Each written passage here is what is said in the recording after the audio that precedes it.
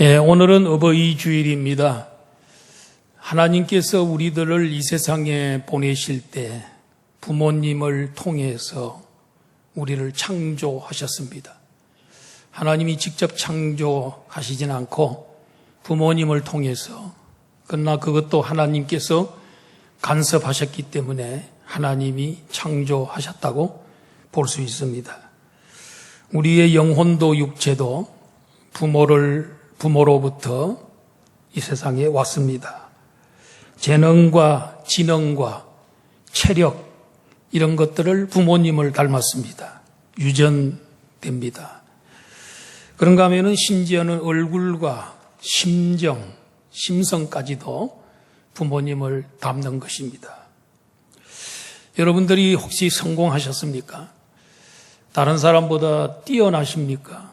그것은 부모님으로부터 그런 DNA를 가지고 태어났기 때문에 오늘의 내가 있는 것입니다. 오늘의 내가 있는 것은 먼저는 하나님의 은혜고, 두 번째로는 부모님의 은혜인 줄로 믿습니다. 당연히 우리 자녀들이 부모님께 공경하고 효도해야 되는 건 당연합니다. 그런데 그렇지 못한 자녀들이 있기 때문에 하나님께서는 십계명을 주시면서 내 부모를 공경하라. 그리하면은 땅에서 잘 되고 장수하도록 축복해 주마, 복을 주마, 이렇게 약속을 하셨습니다. 십계명 중에 하나님께서 복을 주겠다 하고 약속한 첫 번째 계명이 내 부모를 공경하라는 계명인 것입니다. 이렇게 하나님께서 약속하신 그 약속은 오늘 또 유효합니다.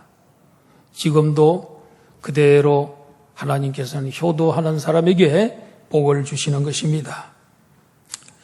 오늘은 사무엘상 9장과 10장의 내용을 가지고 순종, 겸손, 영감이라는 제목으로 말씀을 드립니다. 사울에 관한 것입니다. 우리가 사울 그러면 일단 나쁜 사람, 왜 나쁘냐면 다윗을 수년 동안 죽이려고 했던 사람, 하나님께 불순종했던 사람, 이렇게 이제 단정을 합니다. 그래서 그 사람이 전체가 나쁜 것처럼 이야기할 때가 많습니다. 그러나 그 사람의 인생 전반기에는 괜찮은 사람이다. 출발은 굉장히 좋은 사람이었습니다. 물론 끝에 가서 결말이 별로 안 좋지만은 시작은 굉장히 좋았던 그런 사람입니다. 그래서 설교를 하는 사람이 오늘은 이 좋았던 부분을 설교해야 되기 때문에 사울 칭찬 많이 합니다. 오늘은 다음 설교 때는 그때부터는 조금 비판할 겁니다. 안 좋게 얘기할 수도 있습니다. 왜냐하면 본문이 그러면 그런 대로 해야 됩니다. 본문이 그 사람을 칭찬하면 칭찬해야 되는 것이고, 본문이 나쁘다 그러면 나쁘다고 얘기를 해야 되는, 그게 설교자라고 생각을 합니다. 그러니까 여러분들은 오늘 설교만 듣지 마시고 다음 주에 또 들으셔야 돼요. 계속해서 잘 들어봐야 사울이라는 사람의 인생이 어떤 사람인지 알 수가 있는 것입니다.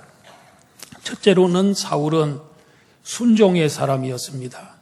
그는 베냐민 지파 소속이고 그의 아버지가 기스인데, 기스는 유력한 사람이라고 성경에는 표현하고 있습니다.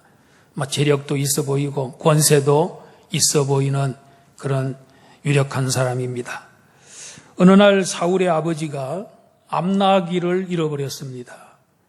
암나기들을 잃어버렸는데 아들에게 너는 빨리 일어나서 너의 사환 하나를 데리고 가서 나기를 찾아와라 하고 명령을 합니다. 그러자 사울은 아버지의 명령에 순종하여 에브라임 산지, 에브라임은 그 지파 사람들이 사는 이스라엘 나라의 중앙지대인데 거기는 산악지대입니다. 거기를 다 뒤졌습니다. 그리고 살리사 땅도 뒤지고 사알림 땅도 다 뒤졌는데, 그리고 산도 골짜기도, 그리고 이제 들판도 참 잊었듯이 샅샅이 뒤졌지만은 찾지를 못했습니다. 무려 3일 동안이나 그는 아버지의 명령을 받들어서 순종합니다. 3일 동안 순종합니다. 저는 이 사울이 이 부분에 있어서는 굉장히 효자라고 생각을 합니다. 불효자 같으면은 아버지 뭐 재산도 많고 나귀들도 많이 있을 건데 그 몇 마리 잊어버렸다고 해서 그걸 그냥 남에게 준 셈 치고 그냥 포기하시고 그렇게 이 넓은 이 천지에 어디에 가서 그 나귀를 찾아옵니까? 이렇게 불평할 수도 있겠지요. 그리고 어떤 또 자식들은 아버지 아무리 찾아봐도 없습니다. 그냥 몇 시간 휙 돌아보고 와서 없습니다. 또 멀리 갔는지 모르겠습니다. 그렇지 않으면 다른 사람들이 빨리 붙잡아가지고 뭐 감춰놨던가 또 잡아먹었을지도 모릅니다. 포기하세요. 뭐 이렇게 했을 수도 있겠지요. 그런데 사울은 아버지 기스의 말에 최선을 다해 순종을 했습니다.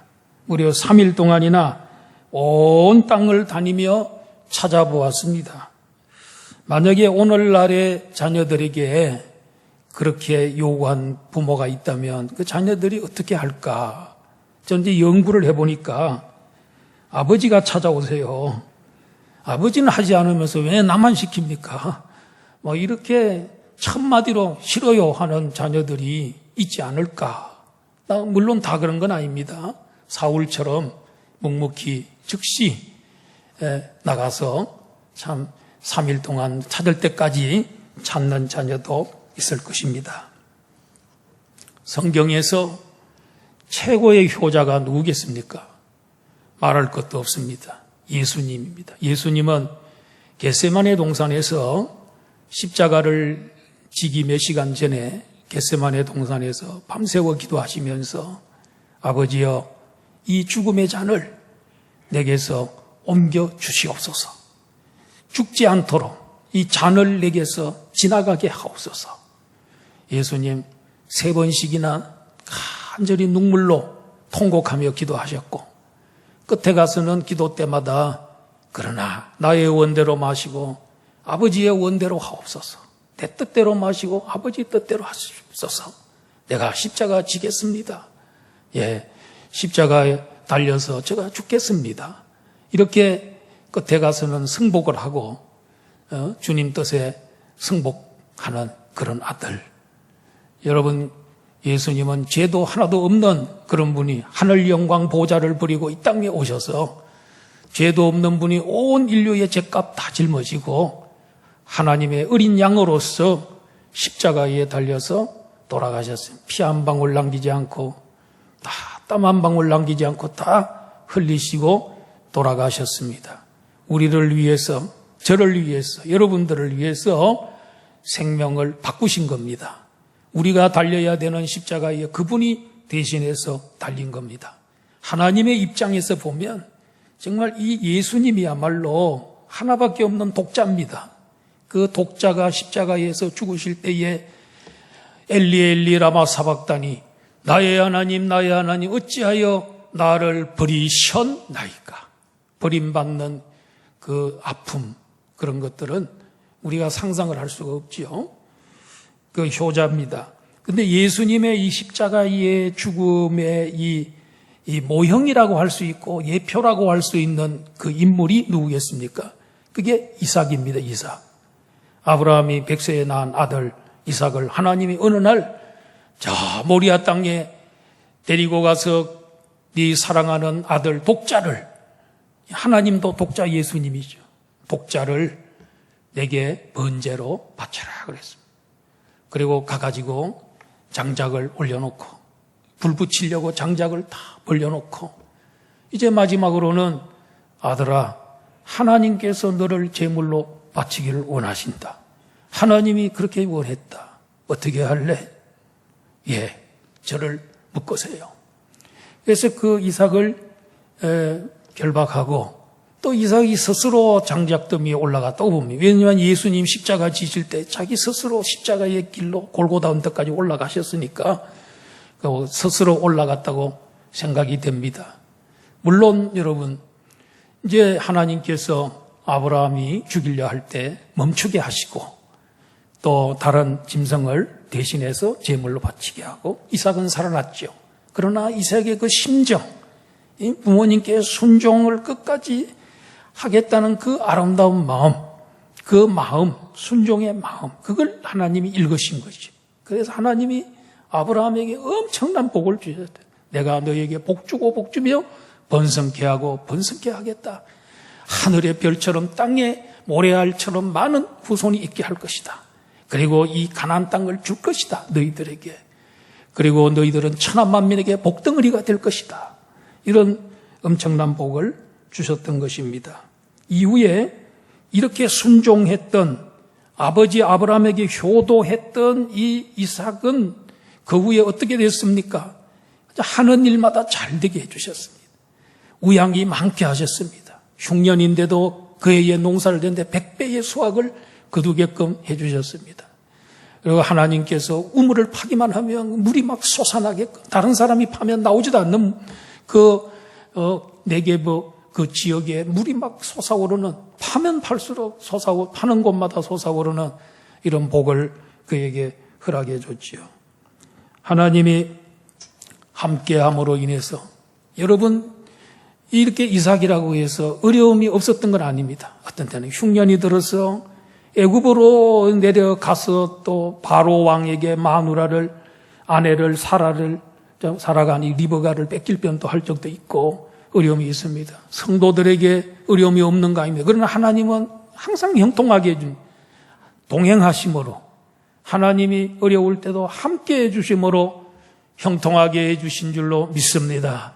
그래서 이 형통이 뭐냐면 하나님이 함께하는 그 자체가 형통이에요. 어려움이 없는 게 형통이 아니고, 고난이 없는 게 형통이 아니고, 하나님이 함께하는 게 형통인 줄로 믿습니다. 요셉을 보세요. 하나님이 함께함으로 그가 형통한 자가 되었더라, 이렇게 표현한단 말이에요. 어디에서? 보디발 가정의 집에서. 지금 종으로 팔려와가지고 요셉이 뭐 하고 있습니까? 종살이 하고 있어요. 그리고 보디발 가정을 위해서 이래요. 자기 게 하나도 없어요. 아무리 이래줘도 종은 자기 소유가 없어요. 먹여주면 끝이에요. 그런데도 성경은 말하기를 요셉이 형통한 자가 되었더라. 뭐가 형통이야? 하나님 눈으로 볼 때 형통이에요. 무슨 눈입니까? 하나님이 함께하는 사람이 형통하고 있는 사람인 줄로 믿습니다. 또 감옥에 들어갔는데도 그가 누명을 뒤집어 쓰고 감옥에 들어갔는데도 성경은 뭐라 그러냐면은 그 하나님이 그와 함께하는 바 형통한 자가 되었더라. 뭐가 감옥에 억울한 누명 쓰고 감옥에 들어갔는데 뭐가 형통이에요? 예, 형통이에요. 하나님이 그곳에도 함께하기 때문에 형통이에요. 여러분, 거기서 장관들 만나고 그게 인연이 돼서 이제 바로 왕에게 불려나가게 되고 드디어 꿈을 해석해 줌으로 말미암아 드디어 그 자리에서 국무총리로 애굽 세계를 움직이는 애굽의 국무총리가 되는 복을, 그게 형통 아닙니까? 하나님이 함께함으로 이런 일이 일어난 줄로 믿습니다. 이렇게 아버지에게 순종을 잘해요. 아버지 하라는 대로 심부름 잘하고 명령에 순종하고 그랬더니 복받았어요. 복받아요. 부모님 말씀 잘 들어야 돼요. 젊은이 여러분, 부모님들은 인생의 경험이 많아요. 부모님들은 경험 지식이 많아요. 겪었던 지식이지, 산 지식들이 많아요.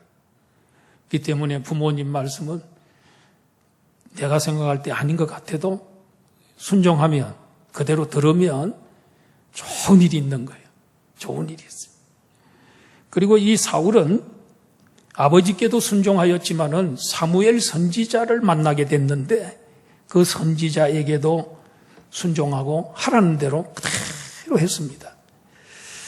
나귀를 찾다가 3일 동안 찾았는데 없습니다. 그 사울이 생각하기를 이 나귀도 중요하지만은 나귀보다 더 중요한 것은 아버지가 나를 더 중요하게 생각하니까 너무 걱정 많이 하시겠다. 핸드폰이 있냐, 뭐가 있나 연락도 할 수 없고, 그러니 이제 돌아가자 그랬더니 이 라마라는 지역에 왔거든요.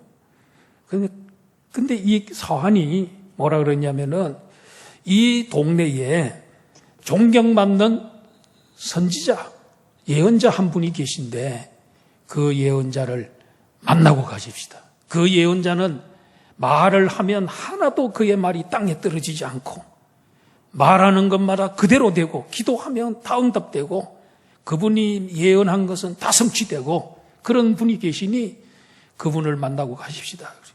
야, 그러면 그분을 만나려고 하면은 빈손으로 만날 수는 없지 않느냐. 예물을 가져가야 되지 않냐. 뭐 없지 않느냐. 우리가 아무것도 없지 않냐. 그랬더니 세겔의 4분의 1 남은 게 있습니다. 한 우리나라 돈으로 한 3, 4만 원 정도 될까요? 그래, 됐다. 그러면 가자. 그래서 만나러 가서 사무엘 선지자를, 그 라마에 사는 사무엘 선지자를 드디어 만나게 되는 것입니다. 손에 있는 것 전부를 사무엘 선지자에게 예물로 바쳤습니다. 액수가 중요한 게 아닙니다. 그 사울의 마음에 그래 존경받는 그런 분들을 만나는데 그 수고하시는 분이 나라를 위해서 수고하시는 분인데 어떻게 빈손으로 가냐. 이렇게 그래도 가져가야지. 그 있는 것 전부를 바치는 이 마음, 주의 종을 사랑하는 그 마음, 그게 또 사울의 아름다운 마음이라고 생각됩니다. 예수님께서 십자가를 지시기 며칠 전에 베다니에 왔습니다. 거기에는 나사로, 마르다, 마리아 가정입니다. 근데 이 마리아라는 이 나사로의 여동생이 갑자기 옥합을 가지고 와서 그 옥합을 탁 깨더니 그러니 거기에 향유가 담겨 있었는데 그건 자기가 시집 갈 때 결혼 미천으로 오래전부터 준비된 건데 그것을 탁 깨서 예수님의 머리에 부어드리고 그 이 옥합이 향유가 예수님의 머리를 타고 막 내려오고 발에까지 왔는데 자기의 머리카락을 풀어서 예수님의 발을 닦아주고 그렇게 그 돈으로 치면은 그 옆에 가룟 유다가 뭐라 그럽니까? 야, 300데나리온이나 되는 그 향유를 어떻게 그렇게 흡입하냐? 그 쓸데없이 그렇게 하냐? 그것을 팔아서 가난한 자들에게 나누어 줬더라면은 칭찬만 받을 텐데 그렇게 흡입하냐 그랬더니 예수님께서 그걸 보시고 이 여인이 하는 대로 그대 두라. 이 여인은 나를 사랑해가지고 나의 장례를 미리 준비한 것이다. 장례식이 나면 시신에다가 향유를 붓고 몰약을 바르고 그렇게 하는데 내가 며칠 후에 죽을 건데 미리 내다보고 나에게 향유를 부어준 거다. 가만두라. 그러면서 그 마리아에 대해서 칭찬을 해주세요. 복음이 전파되는 어느 곳에서든지 이 마리아의 이 행한 일을 얘기해서 그를 기념하게 하겠다. 기억하도록 했겠다. 주님이 기억하도록 하겠다는 거예요. 그래 오늘 이 강단에서 2000년이 됐는데 이 강단에서 오늘 제가 주님 명령 받들어서 마리아 얘기하고 있는 거예요. 또 지금 마리아가 잘한 거 그걸 지금 칭찬하고 있는 것입니다. 예수님 이런 말씀하셨죠. 가난한 자들은 항상 너희와 함께 있거니와 나는 항상 있지 아니하니라. 예수님 만날 기회는 그날밖에 없어요. 마리아가 예수님께 봉사할 수 있는 기회는 그날밖에 없습니다. 내일이 없어요. 그날뿐이에요. 그날. 이 천재 이루의 기회에 해야 되는 거예요. 미루다가 우리는 못하는 일이 너무너무 많이 있지 않습니까? 자, 이제 사울이 산당에서 사무엘 선지자를 만났습니다. 그런데 하나님께서는 이 사무엘 선지자에게 그날 전날 밤에 내일 아침에 이때쯤 돼서 베냐민 지파 소속의 한 사람이 너를 찾아올 건데 그 사람이 왕이 될 사람이다. 이스라엘의 초대 왕이 될 사람이고 이스라엘 백성들이 그렇게도 원했던 인간 왕, 그 왕이 될 사람이다. 그 사람에게 기름을 부어라. 그리고 그 사람으로 하여금 이스라엘을 블레셋의 손에서 구원하도록 해라. 하나님께서 명령을 해 주셨습니다. 드디어 왔습니다. 사무엘이 사울에게 이렇게 이야기합니다. 너희가 오늘 나와 함께 먹을 것이다. 내일 아침에 내가 할 말을 너에게 다 해줄 거다. 암낙이 잃어버린 거 염려하지 마라. 이미 찾아놨다. 다른 곳에 지금 찾아놨으니까 걱정하지 마라. 이스라엘에 사모하는 자가 누구냐? 너와 내 아버지의 온 집이 아니냐. 그리고는 다음날 아침에 사무엘이 감람류 기름병을 가져다가 사울의 무리에 부어줌으로써 드디어 왕으로 세웠습니다. 이스라엘의 초대 왕이 되었습니다. 여러분, 심부름 잘하셔야 됩니다. 부모님이 하라는 거 그대로 해야 됩니다. 이 사람은 심부름 잘했다가 돌아올 때는 심부름을 갔는데 돌아올 때는 뭐가 돼서 돌아왔어요? 왕이 돼가지고 돌아온 사람. 야, 심부름 하나 잘했다. 또 거슬러 올라가 보면 뭘 잘했냐면은 암낙이 잃어버린 거 잘 잃어버렸다. 그 암낙이 잃어버린 것 때문에 기스 아버지가 얼마나 고민하고 걱정하고 아까워했겠어요. 그런데 암낙이 안 잃어버렸더라면 왕이 됐겠어요, 아들이? 안 됐죠. 그런데 왕이 되게 된 거예요. 암낙이 덕택에 왕이 된 것입니다. 성도 여러분, 우리들도 어떤 때는 참 갑자기 뭘 잃어버리고 또 뺏겨버리고 손해보고 그런 적도 있죠. 얼마나 속상하세요. 그런데 여러분, 그것 때문에, 그 잃어버린 것 때문에 우리 하나님께서 더 좋은 것을 주실 수도 있습니다. 그렇기 때문에 우연이란 게 없어요. 성도에게 닥치는 모든 것들은 우연이 없어요. 다 하나님의 간섭이 있고 하나님의 뜻이 있는 거예요. 또 회개케 하기 위해서 할 수도 있고 더 좋은 것을 주시려고 그럴 수도 있는 것입니다. 야곱을 보세요, 여러분. 이 야곱이 일부 때 물어보니까 대답을 잘 못하시네. 야곱이 아들이 몇 명입니까?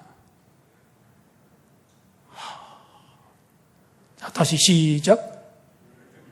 12명이지, 12지파지. 그 12명의 아들 중에 11번째 아들 이름이 뭐지요? 요셉입니다. 요셉. 다 가르쳐 주네. 그 요셉이 아버지가 심부름을 시켜요. 야, 너 좀 형들이 저 들반에서 양을 치고 있는데 소식을 잘 모르니 네가 가서 좀 소식을 좀 알아와라 그랬어. 그래가지고 보냈는데 나중에 며칠 후에 보니까 이 형들이 돌아왔는데 이 요셉의 동생 요셉의 그 옷에 피가 묻어 있는 옷을 가지고 와가지고 아버지, 이 옷이, 이 채색 옷이 이거 아버지가 준 옷이지요. 그런데 맞다. 아버지 요셉이 짐승에게 찢겨서 죽어 있는 그 옷을 지금 가지고 왔어요. 심부름 보냈는데 아들이 죽어 돌아온 거예요. 그래가지고 대성통곡하고, 그것도 누구냐면 라헬이라고 하는 자기 진짜 사랑하는 아내의 아들이지 않습니까?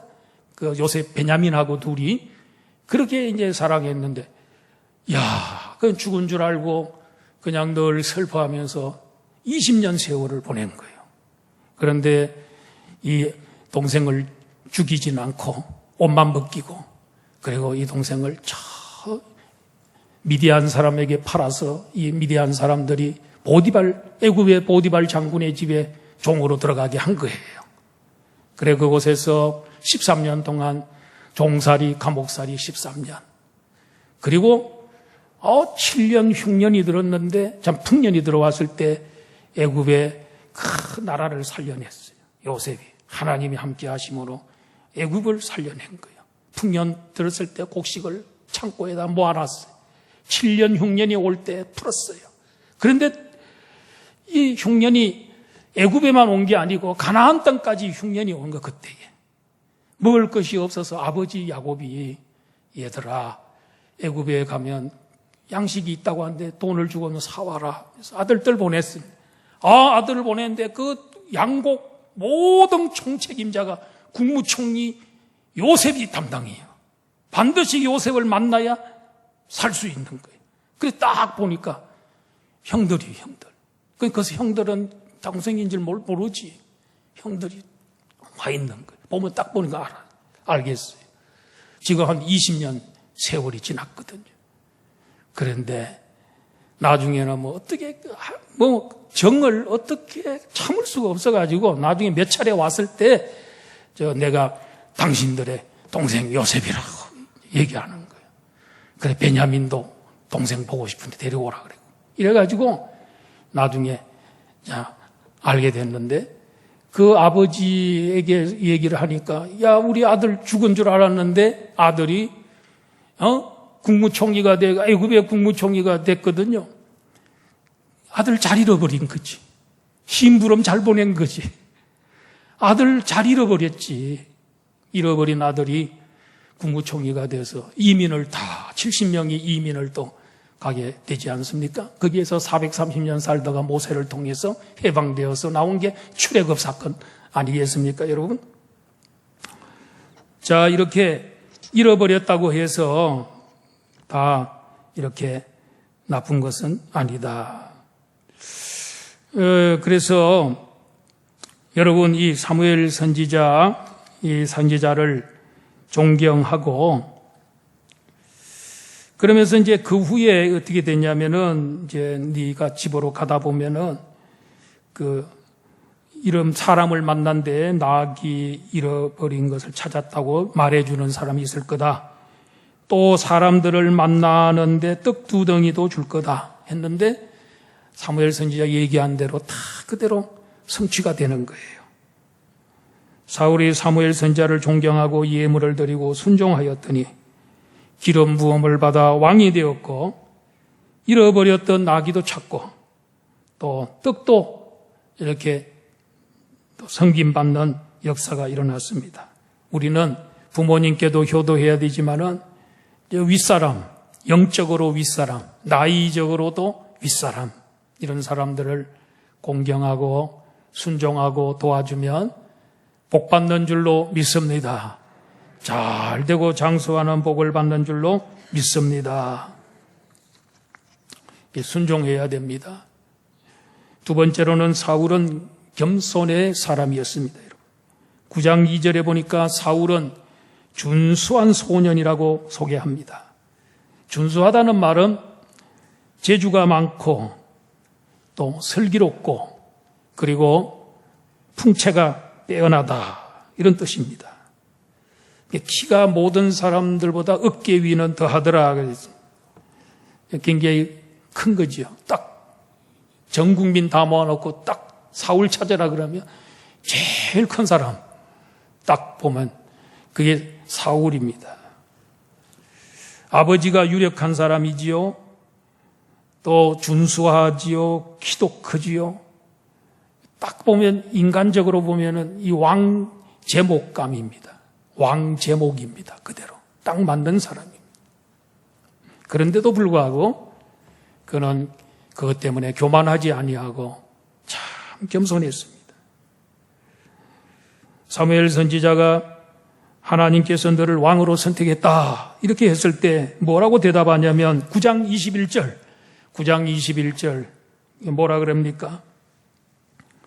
사울이 대답하여 이르되 나는 이스라엘 지파의 가장 작은 지파 베냐민 사람이 아니니까 또 나의 가족은 베냐민 지파 모든 가족 중에 가장 미약하지 아니하니까 당신이 어찌하여 내게 이같이 말씀하시나이까. 사울은 참 겸손한 사람이에요. 베냐민 지파는 12지파 중에 가장 약한 건 맞아요. 예. 그리고 자기 가족은 가장 지파 중에서 가장 작은 미약한 가족입니다. 이건 아마 잘 모르겠어요. 근데 어떻든 겸손합니다.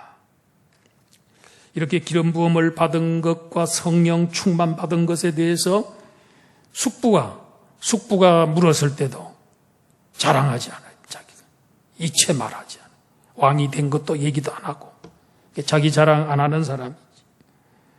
사무엘이 미스바에 백성들을 모았는데 한 지파에 1000명씩 했어. 12,000명을 모아놓고 거기에서 제비뽑기 대회를 한 거예요. 제비뽑기를 하니까 베냐민 지파가 나오고, 베냐민 지파 중에서 기스의 가족이 나오고, 기스의 아들들 중에 뽑았는데 사울이 뽑힌 거예요. 자, 하나님 역사하셨죠. 하나님께서 제비 뽑았는데 사울이 이미 사울의 머리에다 기름을 붓고 다 얘기했는데, 그래도 사무엘 선지자는 국민들의 이 지지를 받기 위해서, 국민들이 확신을 하기 위해서 제비뽑기에서 사울이 된 거예요. 기가 막히죠? 하나님 주권을 믿었던 것이죠. 그래서 왕을 이제 선포하려고 백성들이 모인 김에 그들 앞에서 선포하려고 그랬더니, 아니, 사울이 없어졌네. 백성들이 기도하니까 하나님 여기 와 있습니까? 없어졌습니까? 안 왔습니까? 그래도 와 있다는 거예요. 그럼 하나님 우리 못 찾겠는데 어디 있습니까? 그랬더니 이 수레의 진보다리들 속에 들어가 있다는 거예요. 아, 여러분, 이렇게 멀진하게 생기고, 그리고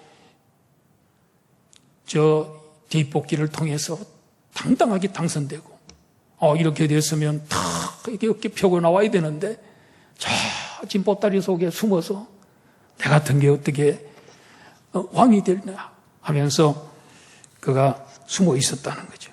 그래 찾아가지고 와서 선포했어. 그랬더니 백성들이 막 왕의 만세를 부르면서 인간 왕 사울, 그들이 그렇게도 원했던, 세워달라고 했던 왕을 세우게 된 것입니다. 성도는요, 자신의 장점도 볼 수 있어야 합니다. 그래서 감사해야 됩니다. 그리고 또 자신의 단점과 약점도 보고 솔직히 인정하고 주님께 고쳐주시고 보완해달라고 기도해야 됩니다. 만약에 우리에게 단점과 약점이 없다면 우리 기도하겠습니까? 기도 잘 안 하죠. 근데 단점과 약점 때문에 기도하다가 능력받고 은혜받고 성령 충만받는 역사가 일어나는 줄 믿습니다. 바울 사도도 육체의 가시 때문에 하나님께 3번 기도했는데 하나님 뭐라고 응답해 주시냐면, 나의 은혜가 너에게 족하도다. 너는 내가 너에게 만족한 은혜, 족한 은혜를 다 줬어. 내가 지금 현 상황에서 너에게 줄 거 다 줬어. 너 육체에 가시 있는 것도 은혜야. 그거 없으면 네가 기고만장하고 교만할 거야. 너는 지금 천국도 보고 삼청천에도 올라갔다 오고 너무너무 일도 많이 하고 역사가 많고 환상도 보고, 일 때문에 교만할지 모르겠는데 교만하지 말라고. 교만하면 다 끝인데 교만하지 말라고 준 거야. 그러니까 나의 은혜가 너에게 족하니까, 줄 거 다 줬으니까 오히려 약할 때에 강한 거야. 약한 것이 있으면 그 때문에 기도하다가 능력받고 강하게 된 것이고 복받는 거야. 그런데 그게 없으면은 기도도 안 하고 이러다가 교만해가지고 다 은혜 잃어버리고 하나님 모른다 그러고 떠나가 버리면 불행해지는 거야. 나의 은혜가 너에게 족한 거야. 약한 데서 강해지는 게 인간이야. 할렐루야. 여러분들도 약점이 있고 다 어려움이 있으면 그 복인 줄 믿으시고 그 때문에 기도하게 되지 않습니까? 그 때문에 우리 하나님의 앞에 복을 받지 않습니까? 그리고 이 하나님의 성령을, 여러분 이게 성령을 받아야만이 어떻게 되겠습니까? 왕의 사역을 감당할 수, 백성들을 이끌어갈 수가 있지요. 전쟁 붙었을 때에 삼손처럼 능력받아서 이길 수 있죠. 백성들을 거룩한 나라로 이끌 수 있죠. 성령 권능 없으면 되지 않는 것입니다. 이렇게 겸손한 자에게 은혜를 베풀어 주시고 교만한 자를 하나님께서 대적하는 줄로 믿습니다. 마지막 3번째로는 사울은 성령의 능력을 받았어요. 영감을 받았어요. 성령의 충만함을 그가 받게 돼. 그가 안수박 이 머리에 기름을 부어받고 난 다음에 산으로 올라가는데 선지자들의 무리가 막 나오는데 그 선지자들은 사무엘 선지자의 문화생들입니다. 그 문화생들이 막 성령 충만해가지고 나오는데 사울하고 그들하고 딱 마주쳤는데 그 순간에 사울에게 성령이 막 충만히 임하더니 사울이 예언을 하기 시작해서 선지자가 돼버린 거예요. 선지자가. 일시적이지만은 선지자가 된 거예요. 그래서 성령 권능 받아야 왕직을 잘 감당할 수 있지 않습니까? 판단도 제대로 할 수 있지 않겠습니까? 백성들을 거룩하게 만들지 않겠습니까?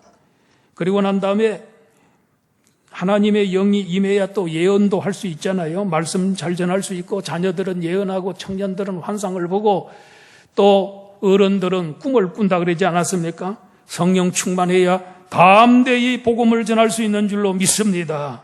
그런데 언제 성령이 임했냐면 성령이 충만한 무리 속에 들어갈 때 성령이 임한 겁니다. 우리들도 성령 충만 받으려면 성령이 역사하는 곳으로 가야 됩니다. 어디로 와야 되냐면 안양 북부교회에 이 예배 시간에 오셔야 성령 충만 받는 줄 믿습니다. 오늘 이 주변에 있는 분들이 전부 성령 충만하신 분들이거든요. 이분들이 속에 내가 휩쓸리면 같이 은혜 받는 거예요. 능력 받는 거예요. 은혜 없는 곳에 가면 안 돼요. 은혜 있는 사람들이 하고 가까이 해야 돼요. 그래야 능력 받는 줄로 믿습니다. 결론을 맺습니다. 사울은 순종하는 사람이에요. 부모님께 순종하고 아버지에게 순종하고 하나님의 종에게 순종했습니다. 사울은 겸손한 사람이서 겸손한 사람이 하나님께서 왕으로 세우시는 것입니다. 그리고 사울은 영감받은 사람입니다. 성령의 감동과 능력을 받아야 사명, 왕직을 감당할 수가 있는 것입니다. 사랑하는 성도 여러분, 순종, 겸손, 그리고 영감의 사람이 되기를 주의 이름으로 축원합니다. 기도하겠습니다.